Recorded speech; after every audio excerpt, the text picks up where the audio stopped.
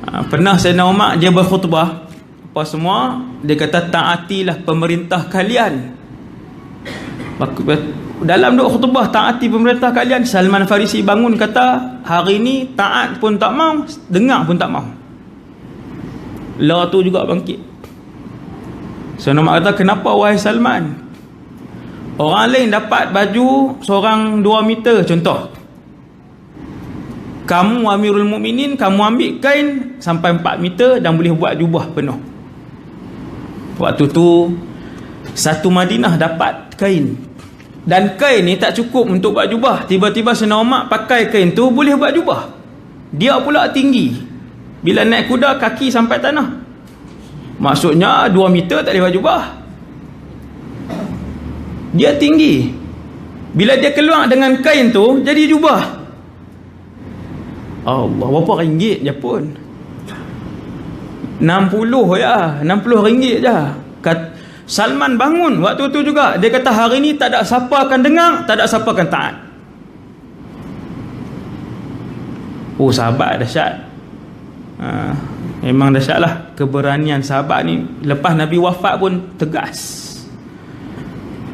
Maka bila orang tak faham, Sayyidina Umar pun kata, wahai Abdullah anak dia, terangkan.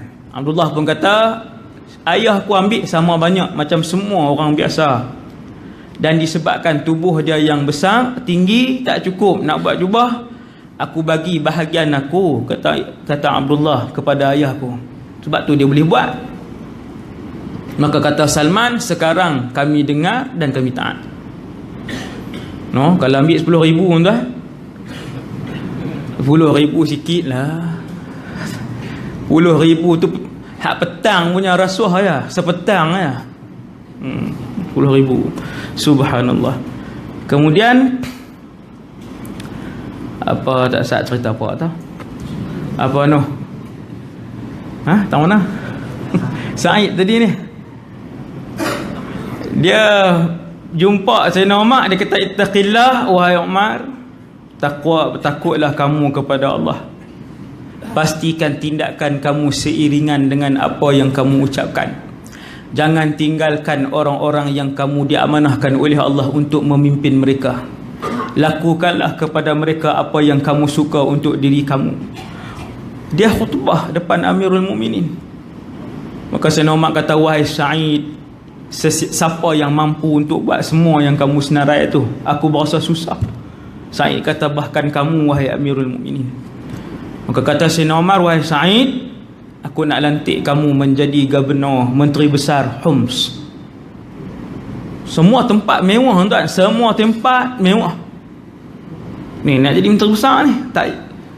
Aku nak lantik kamu wahai Sa'id jadi menteri besar Homs. Homs ni di Syria, dengan tempat belajar kami di Dimash 2 jam kot lebih kurang, dekat aja dengan Dimash tu, Homs sampai hari ni. Tapi hari ni tak ada bandar adalah, padang jarak lah. Homs dulu bandar raya, cantik, indah kan, mewah. Wahai Sa'id, aku nak lantik kamu jadi gubernur di Homs. Maka kata Sa'id, wahai Amirul Mukminin, unashidukallah, aku mohon kepada kamu supaya kamu tidak merosakkan akhirat aku. Tak mau nak jaga akhirat, takut akhirat rosak. Maka kata Sayyidina Umar, wahai hak, wahai Sa'id, kalian letak tanggungjawab ni atas aku, kemudian semua pakat nak lari. Sahabat semua, bukan semua mau dengan jawatan ni, sahabat lari, tolak, termasuk Sayyidina Uthman, Sayyidina Ali, semua tu. Sayyidina Ali kalau baca cerita habis-habisan tolak, tak mau jawatan. Padahal Baitul Mal, Allahu Akbar, emas dalam Baitul Mal ni setinggi bukit, emas setinggi bukit, punya banyak duit waktu tu. Tapi sahabat tak ada seorang pun heran dengan dunia ni. Aku bermunajat dengan Allah, wahai Amirul Mukminin, untuk kamu tidak memberi fitnah kepada akhirat aku. Sayyidina Umar kata, tetap dilantik. Lantik jadi Gubernur Homs. Berapa gaji yang aku nak letakkan kepada kamu? Kata Sa'id, duit yang aku dapat bulanan daripada Baitul Mal tu pun tak habis. Tak ada gaji, bantuan JKM je lah. Contoh zaman hari ni. Hak tu hak berapa ringgit tu? Dia kata duit tu pun tak habis. Maka pindahlah Sa'id bin Amir dengan keluarga dia ke Syria daripada Madinah. Duduk sana. Lepas tahun, Sayyidina Umar panggil dia punya pekerja-pekerja dia. Dia ada pekerja dia, Sayyidina Umar ni. Pekerja macam-macam lah jenis pekerja. Sayyidina Umar satu orang yang pada zaman dia lah ada kementerian sekian Sayyidina Umar pada zaman dia. Sebab tu buku tentang Sayyidina Umar tebal. Buku dia, buku zaman pemerintahan Umar tebal ni. Kementerian apa yang dia wujudkan dan sebagainya. Dia ada pecahkan pemerintah ni, atas bawah apa semua.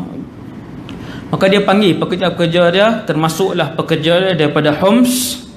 Maka dia suruh senaraikan nama fakir miskin.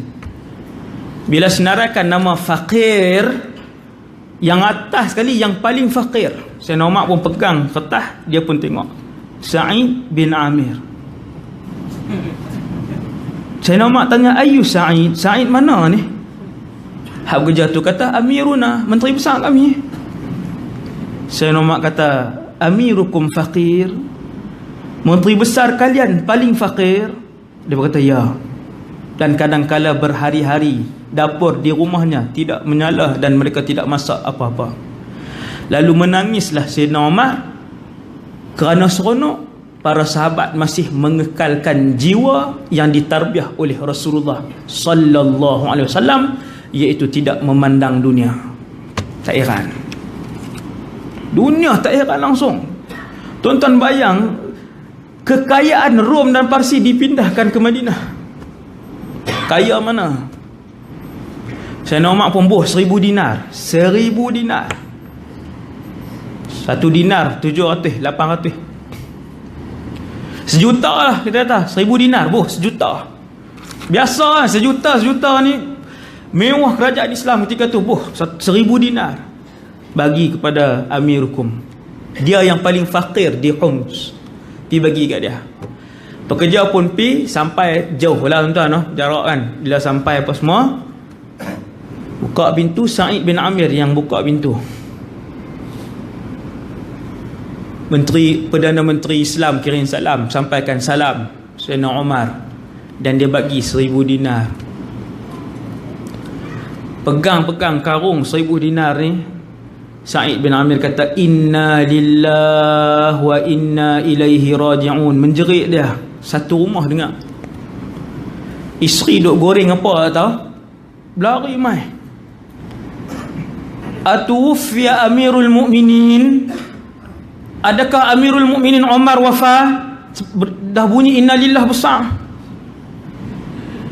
Jawab Sa'id bin Amir, dia kata lebih dahsyat daripada tu lagi. Adakah orang tentera Islam kalah besar dalam mana-mana peperangan? Sa'id kata lebih besar daripada tu lagi.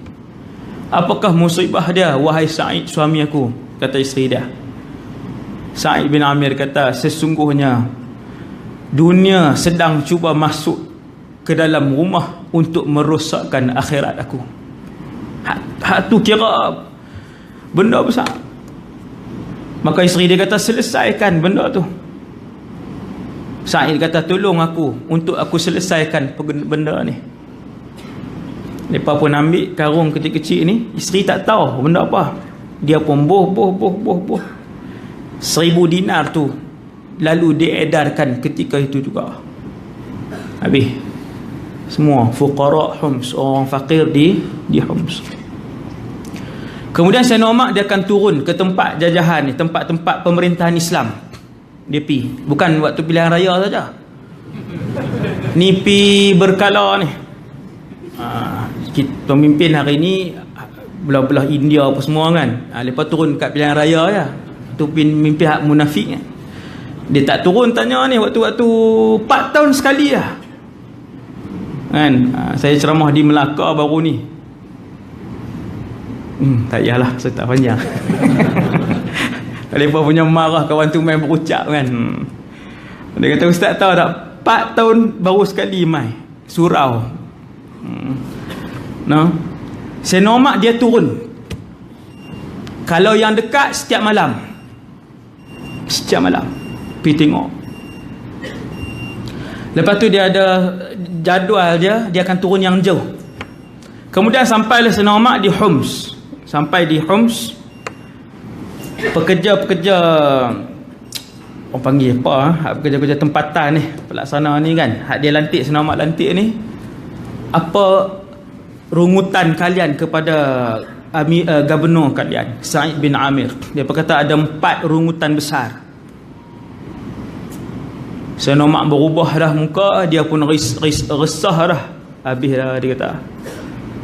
Apakah Sa'id bin Amir dah berubah? Adakah dunia dah masuk dalam hati dia? Adakah dia ada ambil rasuah apa? 4 kesalahan besar yang dilakukan oleh Sa'id bin Amir. Yang pertama, setiap hari dia hanya keluar untuk berkhidmat setelah waktu duha, pukul 8 baru keluar.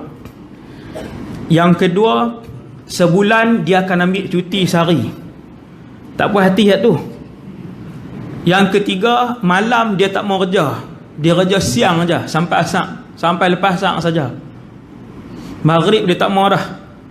Dan yang keempat, dia selalu pitam bila berada dalam majlis-majlis besar.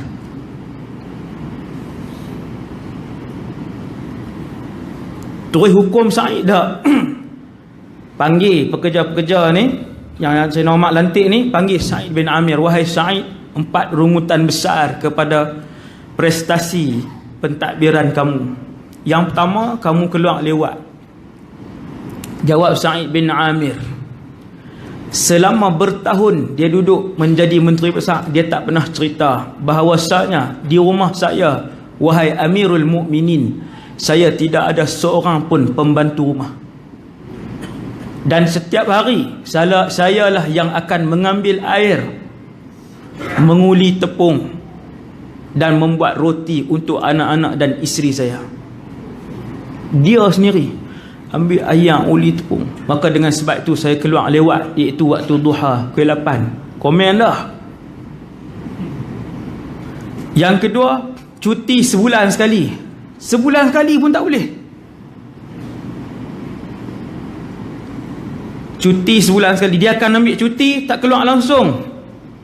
Maka jawab Sa'id bin Amir, wahai Amirul Mukminin, sehari ini adalah hari untuk aku berehat di rumah. Hari itu je. Dan hari itulah aku akan membasuh semua pakaian-pakaian dan menunggu pakaian-pakaian ni kering untuk digunakan semula. Yang ketiga, waktu malam aku tidak keluar kerana seluruh siang aku berkhidmat untuk masyarakat, dan seluruh malam aku menjadikan ia khusus untuk Allah pencipta sekalian alam. Sahabat, subhanallah, malam ibadah semua. Dan yang keempat, aku pitam kadang-kala di setengah-setengah tempat majlis yang besar yang mungkin mengganggu perjalanan majlis, kerana teringatkan peristiwa pembunuhan Khubayb ibn Adi yang aku tengok beberapa tahun yang lalu. Berapa tahun je sebelum tu, dia duk teringat lagi. Khubayb dipotong satu-satu, kemudian dicabar untuk digantikan tempat itu dengan tempat Rasulullah. Dia duk teringat tu, takut dia hitam. Maka bersyukurlah Umar ketika tu. Umar kata, alhamdulillah alladzi lam yukhayyib dhanni. Syukur kepada Allah kerana Allah SWT tidak mensia-siakan husnuzan aku kepada sahabat-sahabat Nabi sallallahu alaihi wasallam. Itu seorang. Kemudian sebelum balik, Sayyidina Umar bawa keluar lagi 1,000 dinar pula. Tu berapa puluh juta sekali keluar tu. Kerajaan Islam waktu tu. Bawa keluar 1,000 dinar, bagi inna lillahi wa inna ilaihi raji'un sekali lagi ya. Sahabat dapat dunia bukan main-main punya innalillah. Kita innalillah masuk dalam poket juga. Innalillah muhung je kan, tak tolak. Sahabat innalillah, isteri dia kata, kali ni isteri duduk depan waktu dapat. Tadi isteri tak tahu apa. Maka isteri kepada Sa'id pun kata, wahai suamiku Sa'id, gunalah duit tu sikit, beli pembantu Amba Abdi, tambah dapur sikit, beli makanan. Orang perempuan tengok duit depan kan, tapi bukan nak suruh enjoy apa ni, dah ni guna untuk baik ni. Maka jawab Sa'id bin Amir, wahai isteriku, maukah kita laburkan kepada satu pelaburan yang lebih kaya dan mahal? Isteri dia kata, nak. Kita laburkan di sisi Allah Subhanahu wa ta'ala. Maka dua-dua lelaki bini pun buah dalam bekah apa, bagi kat fuqara Homs, orang fakir di Homs. Hak tu pemerintah ataupun gubernur-gubernur yang dilantik oleh Sayyidina Umar, dia dan kesemua gubernur dia begitu.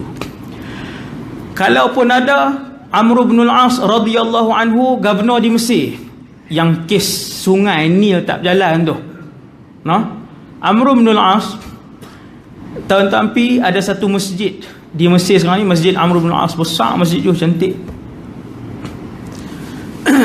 Bila orang Islam makin ramai, masjid makin besar, makin besar, sampai di satu tempat nak buat besar, tapi ada rumah seorang makcik, pondok je.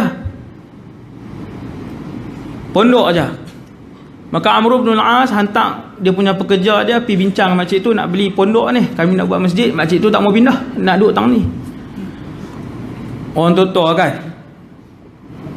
nak pergi ke rumah anak tu, rumah anak di KL mahal 400-500 ribu, dia nak duduk kampung hak 30 ribu je, 40 ribu. Makcik tu kata tak mau, aku tak pindah. Lalu ditawarkan harga berpuluh-puluh kali ganda. Kita kata rumah tu 10 ribu, ditawarkan 300 ribu, 200 ribu, tak mau juga. Maka Amr bin al-As lihat yang ni maslahah besar, orang Islam nak solat, tiba-tiba rumah dia seketul duduk tang tu. Lalu diarahkan keluar juga makcik tadi, diletakkan duit dia di Baitul Mal. Bila-bila saja makcik tu nak, makcik boleh ambil duit tu.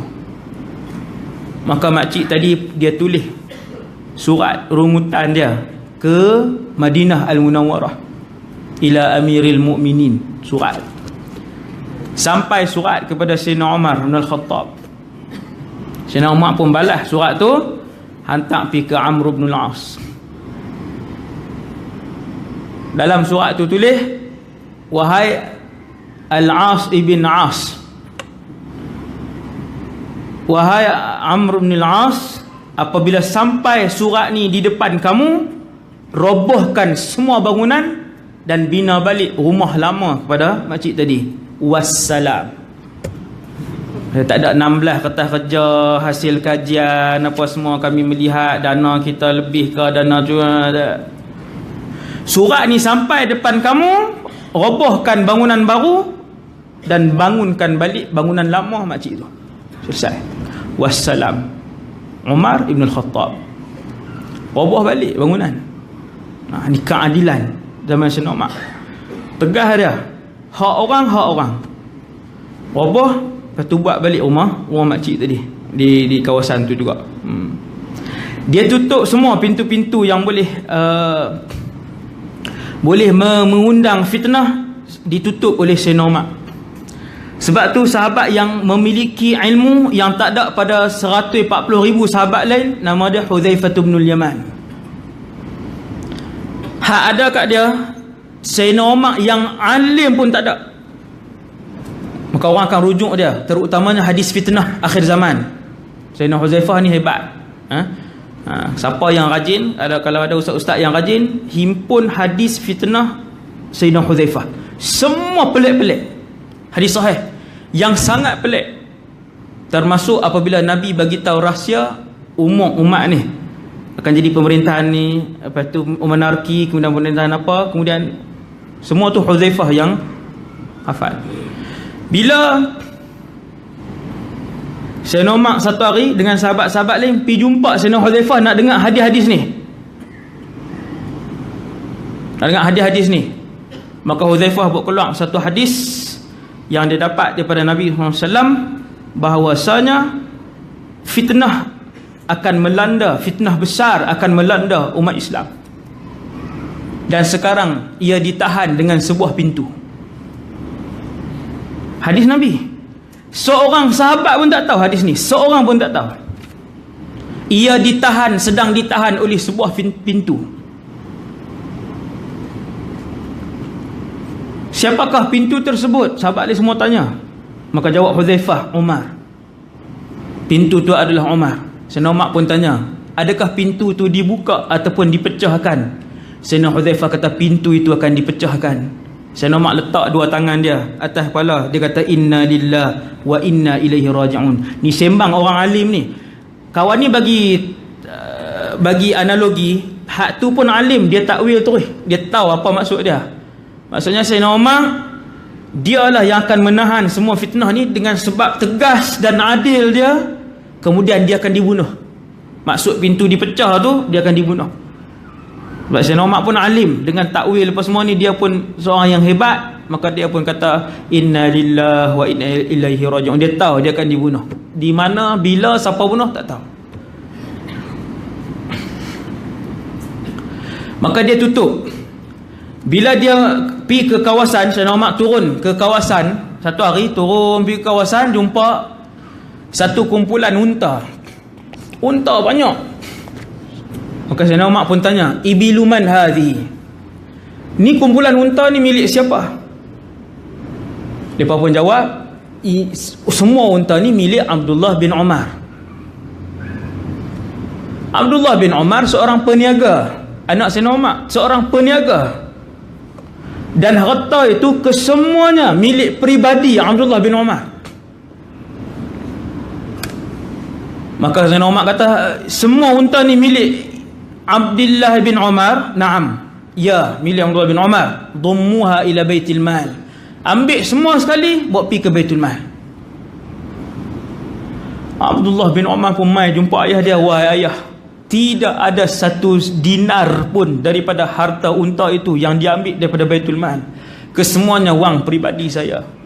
Ayah dia kata, tahu wahai Abdullah, aku tahu. Akan tetapi suatu hari nanti orang akan kata, biarkan unta-unta ni makan. Unta-unta ni milik anak Amirul Mukminin. Biarkan unta-unta ni minum, sebab unta-unta ni milik anak Amirul Mukminin. Wahai Abdullah, janganlah kau tambahkan beban ke dalam keluarga Al-Khattab. Hak tu pun tak boleh. Walaupun anak Umar bin Al-Khattab guna harta sendiri, yang tu pun tak dibenarkan. Sebab tu semua menteri Sayyidina Umar, menteri-menteri dia, hari menerima jawatan dengan hari melepaskan jawatan, jumlah duit dalam bank mesti kena sama. Ni antara prinsip perlantikan gubernur pada zaman Sayyidina Umar. Dia yang buat benda ni. Bila nak lantik tu, isytihar. Hari pelantikan isytihar, buat main semua statement bank kamu ada berapa. Sayyidina Umar buat ni, tapi bank tak ada lah. Cuma dia suruh isytihar berapa yang kamu ada. Maka hari letak jawatan nanti, banyak ni lah juga duit kamu yang mesti ada. Baru jadi pemerintahan yang diberkati oleh Allah Subhanahu Wa Taala. Yang terakhir sekali untuk untuk malam ni,